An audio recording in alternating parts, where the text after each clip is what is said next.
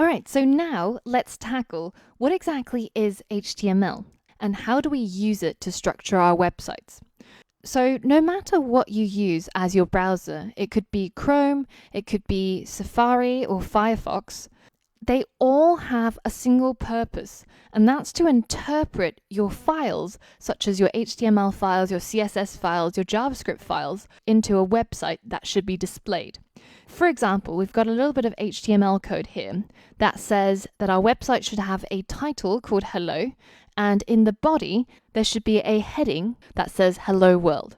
So if we pass that code into our browser, it will open it and display it like so, with the title of the website usually on the tab bar, and that H1 or that big heading showing up in the body of our website.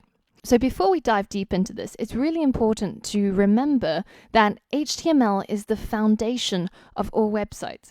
So, for example, you won't see websites that are created using just a CSS file or just a JavaScript file, but you can create websites using just an HTML file.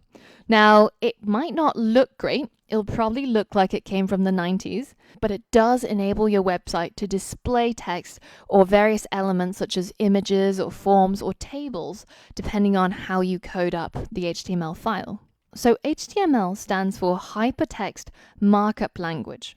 And the really important part here is the word markup, because there's many markup languages. For example, you might have heard of things such as XML, Extensible Markup Language, or GML, Generalized Markup Language. And all of these languages share a common history. They're based off the markup that used to be put into manuscripts, where editors would mark up the manuscript and either specify changes to the author or specify structure and layout to the publishers. So for example, you might have the squiggly line that shows the publishers that this part should be printed in bold or this part should be printed in italics. And HTML works in much the same way. You can specify the layout and structure of your website by using HTML tags. So if you head over to your browser and go to a website called codepen.io, then we can have a look and have a play around with real live HTML. So you don't have to sign up, just head over to codepen.io and then hit create new pen. And then we're going to change the view to a format like this. So this is the live version of our website. And these are the places where we're going to put our code. So as you can see, CodePen lets you put in HTML, CSS, and JavaScript, which will together get interpreted and get shown on the left as your website.